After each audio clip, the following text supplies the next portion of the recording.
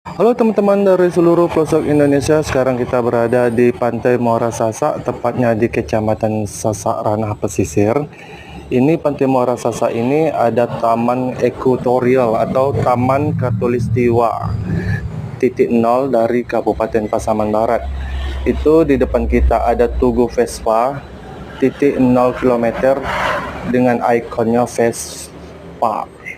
Yang hobi Vespaan mungkin sering duduk di sini. Selain yang saya sebutkan tadi, kita lihat juga banyak di depan itu tempat-tempat nongkrong, kafe-kafe dengan live musik. Masuk ke pantai ini gratis, tidak ada pungutan biaya, bahkan tidak ada parkir sama sekali. Jadi teman-teman bisa datang ke Pasaman Barat karena ini ikon Kabupaten Pasaman Barat, Pantai Muara Sasak. Pantai Muara Sasak ini, sebelum masuk ke sini kita lewat hutan-hutan sawit dan komunitas suku Jawa.